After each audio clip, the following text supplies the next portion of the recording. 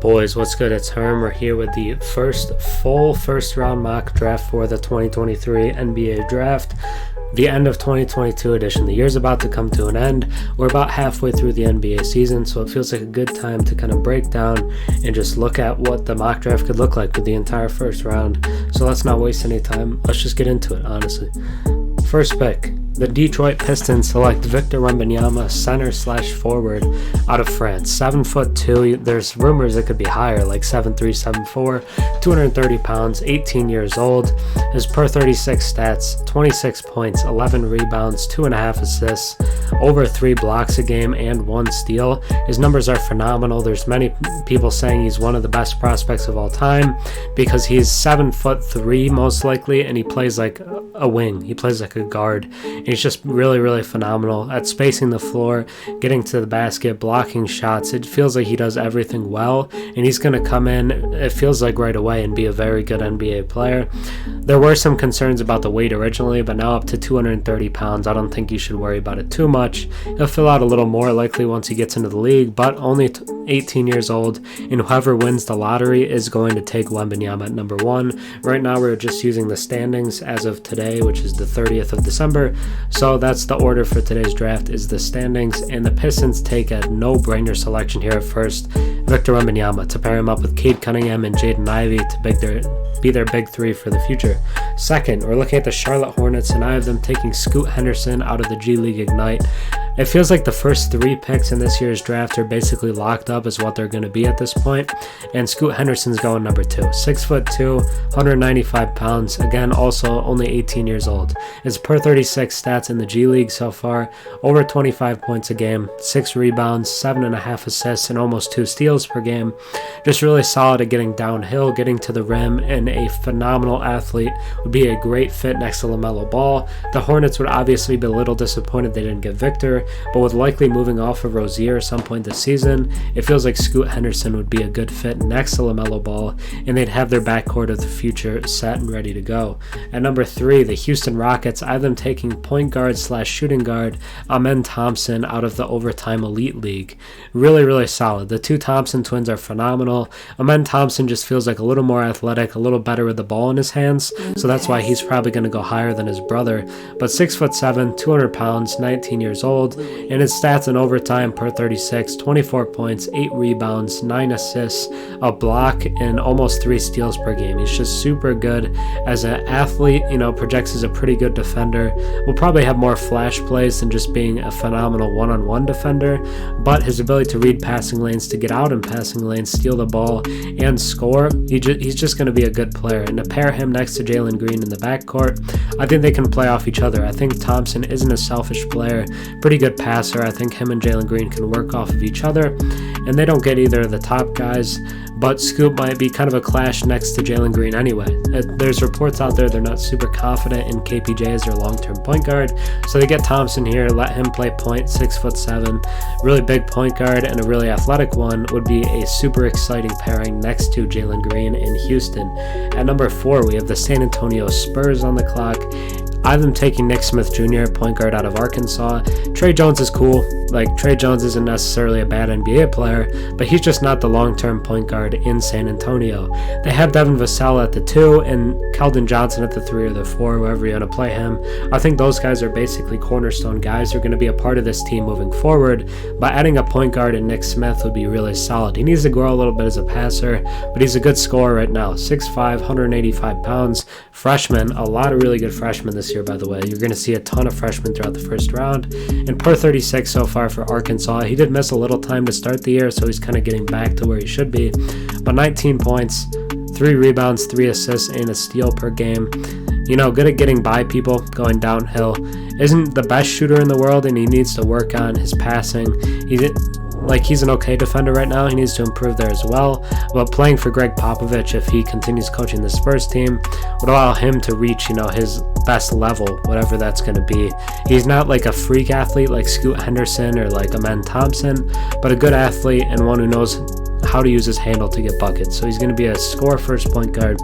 Good fit, fills a need for the Spurs. At number 5, I have the Orlando Magic taking the second Thompson twin, shooting guard / small forward, Ausar Thompson, also out of the overtime elite. 6'7", 205 pounds, a little bigger, just size-wise, and not as good with the ball in his hands. He's not going to be a point guard lead in offense, but he's going to be really solid. Per 36, 24 points per game, 11 rebounds, 7 assists, 2 blocks, and almost 4 steals a game. It's just going to wow you defensively because he really cares on that end, and you can tell that. I think he's better defensively than his brother. I think he's a better rebounder than his brother, but his brother just has a little higher ceiling. So Ausar Thompson here gets to fill that shooting guard spot. They have Franz at the 3 and Paolo Banchero likely playing the 4. So they'd have the 2 through 4 settled for years to come. And I think it'd be a great selection to fit on this Orlando Magic roster. At number 6, the New Orleans Pelicans via the Los Angeles Lakers, taking small forward Brandon Miller out of Alabama. He's been phenomenal. He's looked like one of the best scoring players in the country right now. 6'9", 200 pounds, freshman, 21 points per 36, 10 rebounds, 2 assists, and a block. Just really solid as a scorer. He has a lot of different things in his package, whether it be crossover to a mid-range, a 3-point pull-up, getting to the rim. He's truly a 3-level scorer, and he's proven that he's really good at it.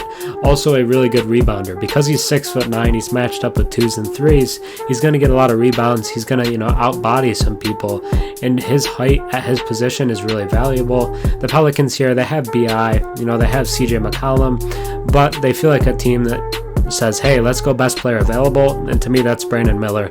They have Trey Murphy, they have Herb Jones, but I think Miller's ceiling is pretty relatively higher than both of those guys. This draft has this 6 at the top that is phenomenal. All of these first 6 players could be star players legitimately. Like, Victor is in a tier all of his own. Scoot Henderson, also really, really good, would be a number 1 pick in most drafts. And then numbers 3 through 6 are just really solid prospects. So they get Brandon Miller here, elite scorer to put next to B.I. and Zion Williamson. At number 7, the Washington Wizards. This is a little bit of a reach here. He's probably like the 10th or 11th best prospect, but they need a point guard badly. Monte Morris is not the long-term answer for them at point guard, so I have them going with Cason Wallace out of Kentucky, who's been really good for them as a freshman. 6'4", 185, 14 points, 4 rebounds, 4.5 assists, and almost 3 steals. He gets a lot of steals. He needs to improve a little bit as a passer, but he's not bad in that area by any means, and he can be a decent scorer as well. He can space the floor, he can attack the rim, he gets out in transition, not afraid to run, but can be the leader of an offense. Whether Johnny Davis ever turns out to be anything, who knows, but with the array of forwards they have with Kispert, Avdia, Rui Hachimura, it feels like going a point guard here in Wallace is the right answer for the Wizards. At number 8, the Toronto Raptors, I have going shooting guard Keyonte George out of Baylor. If I'm the Raptors, I'm not super confident Fred VanVleet is on this team long term. I just don't see that. I think he's probably a prime player to be traded at some point, whether it's this season or the offseason, wherever that may be. It just doesn't feel like it's necessarily a long-term fit, especially with how they've been playing lately. They've been struggling. But 6'4", 185, freshman for Baylor. A lot of hype out of high school because he was so great there. But 20 points a game, 5.6 rebounds, 5 assists, and a steal and a half. So really solid at 6'4". He's a little undersized for a shooting guard, honestly. Now you see a lot of 6'6" shooting guards, but 6'4" is not bad. Needs to put on a little weight at 185, but good athlete, good at being a primary scorer. He's been that so far throughout his career, so he'd have to learn how to play off of others. Like with Pascal Siakam, he's Baylor's best scorer pretty easily, I'd say, so he needs to work on that aspect of his game, just because I don't think he's ever had to be with anyone else to this point, so he needs to work on that a little bit. But Keyonte George, high scoring upside, can pass the ball a little bit. He's not going to wow you as a passer. He's not a point guard, but can be a nice shooting guard. Maybe they play Scotty Barnes at the 1 going forward. At number 9, I have the Thunder selecting power forward Cam Whitmore out of Villanova. Whether or not they choose to play Chet Holmgren at center or power forward, I'm not sure, but it's 6'7", 225. Cam Whitmore could play a little small ball 5 as well if he wanted, but physical, strong athlete who's good at getting to the basket, whether it's dunks or finishing through contact. He's really solid at both of those things. Not the best floor spacer out there, but 19 points, 9 rebounds, 2 steals, really solid numbers. Again, like I said, this is one of the best classes we've seen in a long time, and Cam Whitmore can be a really good NBA player for the Thunder, especially working off of guys like Shea and Josh Giddey. He'd get open looks, and I think he'd be able to, make the most of them. At number 10, I have the Orlando Magic taking power forward Jarace Walker out of Houston. Has been the best player and one of the best teams in the country. You could say it's Marcus Sasser Spacer, I guess, who we'll talk about later on. But Walker's been really good for this Houston team. 6'8", 220 pounds, freshman, just built really, really strong. 13.6 points, 9 rebounds, almost 3 assists as basically a center for their offense is pretty solid. 1.5 blocks, 1.5 steals. You know, because of his strength, he's going to be a good defender because he just isn't going to get bodied down there. And on the offensive end, he's going to give you rebounds. He can be a good pick and roll guy, and he's going to set really tough screens. So I think in this Magic offense, maybe he plays some small ball 5 for them. But when Paolo Banchero's off the floor, they can stay physical and stay strong because they bring in Jarace Walker. At number 11, the Utah Jazz from the Timberwolves. They're taking small forward Grady Dick out of Kansas. Solid player. Just honestly fits the Jazz mold that we're seeing right now of long, lanky forwards like Lauri Markkanen, like Kelly Olynyk, and I don't think Kelly Olynyk is there long term, more likely than not. They have Walker Kessler at center. I think he's basically locked in there. I think Lauri, can be the 3 or the 4, and Gradey could play alongside him and be a solid running mate for a guy like Lauri Markkanen. Vanderbilt probably would start, to start the season, but Gradey could legitimately work his way into a starting role because he has high upside. Good floor spacer, lanky enough to be a good defender, 18 points, 5 rebounds, 2 assists, and 2 steals. Solid player whose draft stock will continue to rise throughout the process because he's been very good for this Kansas team. At number 12, we have power forward Kris Murray out of Iowa. No, that's not Keegan Murray. I know they look almost identical. It's because they're twins. Keegan Murray's twin brother, Kris Murray, is lighting it up this season at Iowa, having a breakout there similar to what Keegan had last year. And don't be surprised if he continues to move up draft boards as well because of how important Keegan Murray has been to the Kings' success so far. 6'8", 225-pound junior out of Iowa, 22 points, 11 rebounds, 2 assists, and over a block per game. Again, like his brother Keegan, doesn't need the ball in his hands a lot to do what he's going to do. Is really good at cutting, taking low post looks, spotting up, but really solid rebounder. I'd say he's a better rebounder than Keegan, so they could slot him in their forward spot, take over the spot that was occupied by John Collins. I don't think he's there long term either. So you get Hunter, you get Murray in your front court, and I think they can work really well off of each other.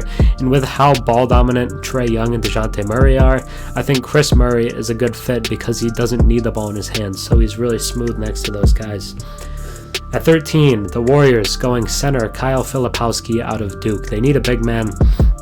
Kevon Looney probably isn't going to cut it long term, and James Wiseman to this point has been disappointing. If he turns his season around and looks solid the rest of the way, maybe they don't make a selection like this, and that's fine. But right now, it looks like a spot that they need. 6'11", 220 pounds, freshman. Per 36, he's put up 19 points, 12 rebounds, a block, and almost 2 steals. A little more athletic than people would expect, but he's not going to do a ton of things outside of being a low post guy, and that's fine because the Warriors don't really need that. They haven't really had centers in their past who are great floor spacers, whether it be Andrew Bogut or Kevon Looney right now, or even guys like Zaza Pachulia weren't going to space the floor that much. A good pick and roll rim running center, Filipowski can be that, and he projects as a good defender as well. So I think in this Warriors scheme he could be really solid. And unlike Wiseman, who kind of needs the ball and is this great athletic phenom, he kind of needs the ball more than what the Warriors can do for him, but I think Filipowski would actually benefit from the Warriors system, whereas it might have hurt Wiseman just a little bit. At 14, I have the Jazz going shooting guard / small forward Anthony Black out of Arkansas. They have Clarkson, they have Sexton, so this isn't the best fit in the world, but I think Anthony Black is probably something like the 10th or 11th best player, and at this point he's slipping a little bit, so the Jazz take a shot with the best player available. They don't really seem locked into anybody at this point outside of maybe Lowry and like Walker Kessler, so I think Anthony Black is a good selection here because he's the most talented player on the board. 6'7" shooting guard, 195, 13 points, 5.5 rebounds, 4 assists, and 2 steals. Good athlete, not a great shooter, but can attack the rim off of screens. Is kind of actually pretty similar to how Colin Sexton plays, I'd say. Not quite the athletic presence that Sexton is and the, kind of intensity that he brings, but can be a similar type of player to that. So they bring him in, and hopefully, being with the guys there, it'll make him better. Because right now it feels like the Jazz like playing off of each other. And before Nick Smith came back from his injury, Anthony Black actually looked really solid for Arkansas. At 15, I have the Knicks going small forward Dariq Whitehead out of Duke. getting a little size and a little shooting. 6'6", 190, is kind of slimmer, but is a good shooter, good scorer. So far at Duke in his freshman season, he's missed a lot of time, to be fair, but 15 points, over 5 rebounds, 2 assists, and 1 steal. Could slide in pretty easily next to guys like Brunson and Barrett. You put Dariq Whitehead at the 3. Evan Fournier and Cam Reddish have kind of fallen out of the rotation, so you get him to play small forward for you. It doesn't conflict with a lot of other positions they have, just feels like an easy fit on this Knicks roster, and could be a good defender too, so Tibbs would like that. I think Whitehead would be a good fit for this Knicks team.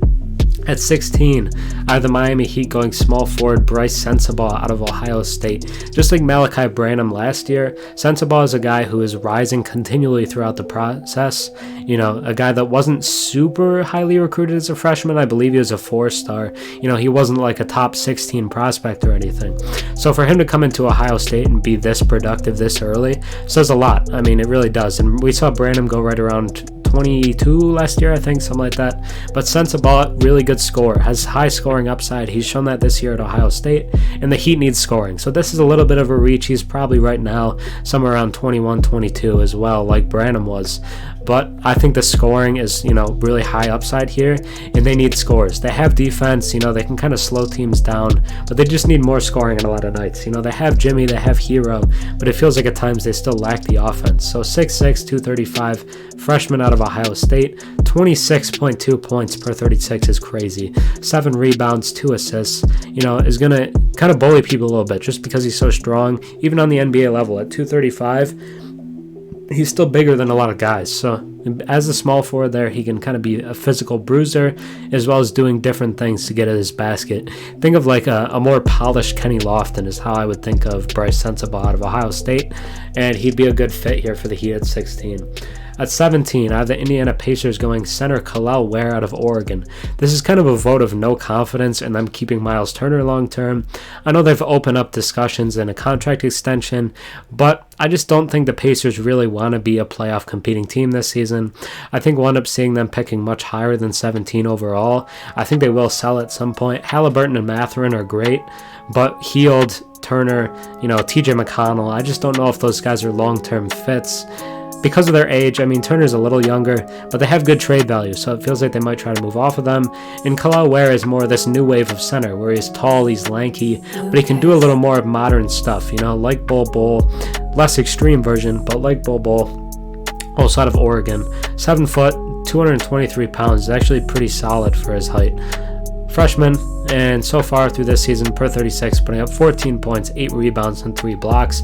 Pretty impressive physical specimen, so he might rise throughout the draft process as well, just like we saw a guy like Mo Bamba did. But Kel'el Ware, skilled player, great lob threat next to Tyrese Halliburton, would be an interesting fit, and I think they could work well off each other. At 18, the Chicago Bulls from Portland, I have them taking center Dereck Lively out of Duke. I think Nikola Vucevic probably leaves in free agency this year. They just don't choose to bring him back. It feels like he's been solid for them, but just not worth what they gave up. So they just probably don't want to keep him around long term. But Dereck Lively, 7'1", 215, freshman, has had a little bit of his own injury issues, but 9 points, 8 rebounds, 4 blocks, and a steal and a half. Projects as a really high upside rim protector, as well as a lob threat. So I think playing next to a guy like Lonzo Ball could really unlock a guy like Dereck Lively, on top of being great on the defensive end, which the Bulls need. So I think getting him would be an interesting change of pace from what Vooch currently provides. At 19, I have the Kings taking shooting guard Jett Howard out of Michigan. Yes, Juwan Howard's son is actually really good at basketball. 6'8", 215, freshman out of Michigan. 18 points per 36, 3 assists, 1 block. Can space the floor, shoot the ball. They have Kevin Huerter in their starting lineup. They have Malik Monk off the bench. But adding another floor spacing shooting type feels like a solid piece for the Kings off the bench, as well as just being the best player available. So they take Howard here. Was really impressed so far in his freshman season at Michigan. Another guy who could be a riser, just to keep an eye on. At 20, the Phoenix Suns, I have them going small forward Dillon Mitchell out of Texas. Texas has this thing where they usually put out really good centers, but Dillon Mitchell, really good small forward who is an athletic freak. They tend to get those a lot as well. 6'7", 200 pounds, 14 points, 9 rebounds, steal and a half.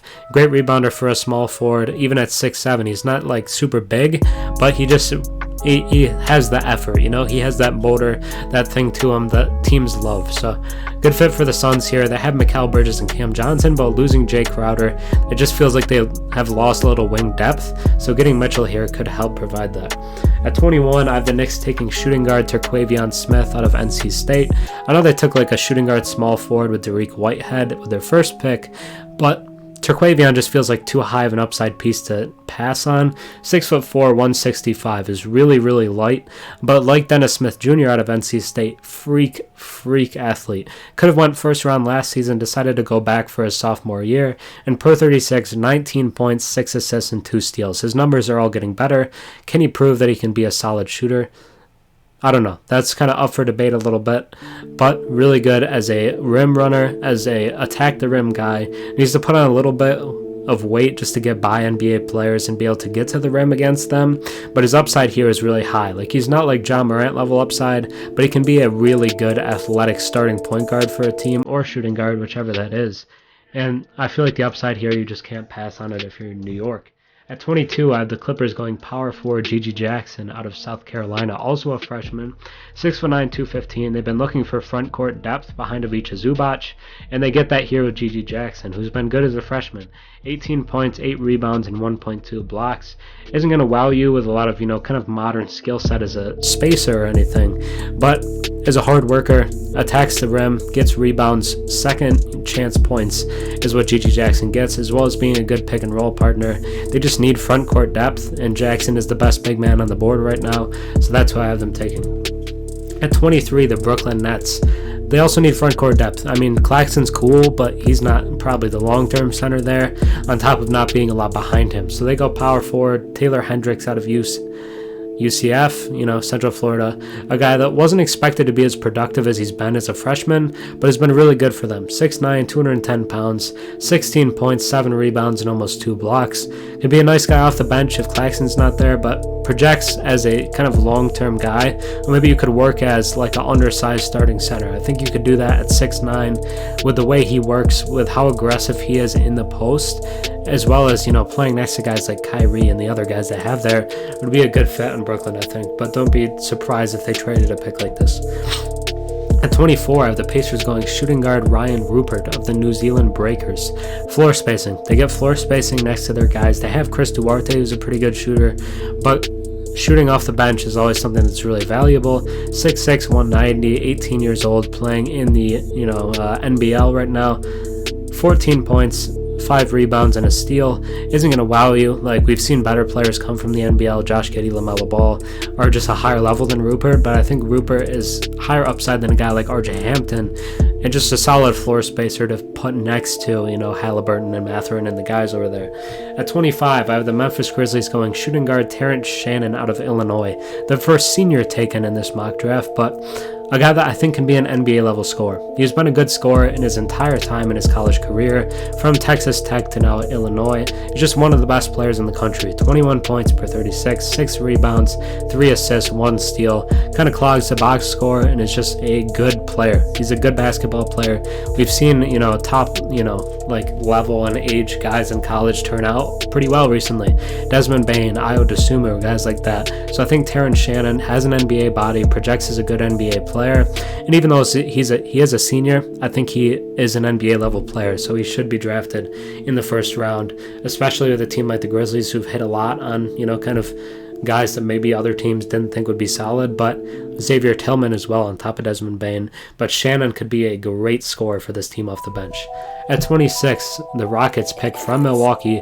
I've been going power forward Noah Clowney out of Alabama, another team that doesn't have a ton of front court depth, so they get a 6'10", 210-pound freshman power forward out of Alabama.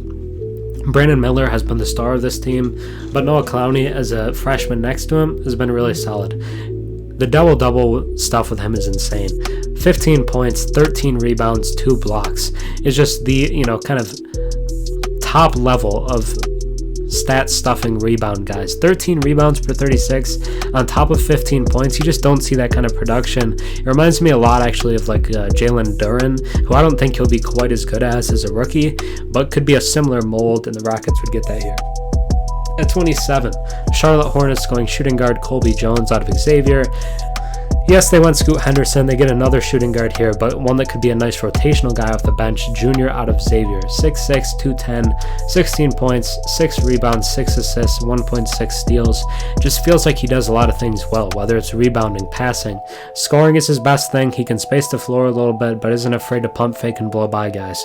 So getting him on this Hornets team as kind of their third guard, I think could be unique, and they would have 3 guys that have potential to be good going forward.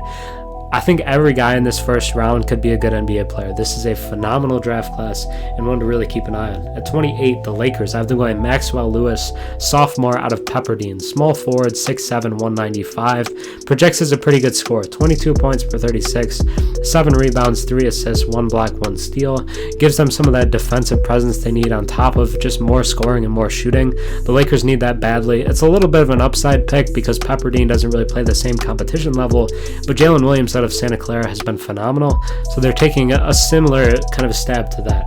At 29, the Utah Jazz from Brooklyn, I've been going point guard Marcus Sasser out of Houston, 6'2", 195 senior, along with Jarace Walker, 2 great players for this Houston Cougars team. But Mike Conley isn't going to be there forever. He's kind of old, he's aging already as a point guard, so they get Sasser here to play, and kind of learn from Mike Conley before maybe potentially taking over the role. I think Sasser is a good player. 4 assists per game, could get up. 20 points, 2 steals. They have a lot of scoring guys already, so you need to learn how to be a little better as a passer, because Conley right now kind of feels like a conduit for the ball. He's passing, he's setting kind of up top ball screens, and he's just, getting the ball in guys' hands who can score, and he's not taking a lot of shots himself, which is different by a lot from how Sasser plays for Houston, so he'd have to change a little bit, but good point guard, good selection here for Utah.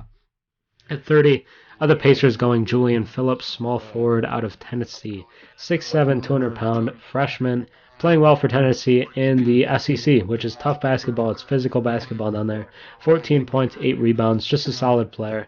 Gets to go next to their guys to have. He'd be a bench guy, but next to Duarte and Rupert off the bench, if Rupert even comes over right away, they'd have a guy who can, be kind of a quick scorer and maybe like a putback guy. So that'd be a solid fit for them. But that is the entire first round. So thanks for watching. Subscribe to the channel if you enjoyed the video.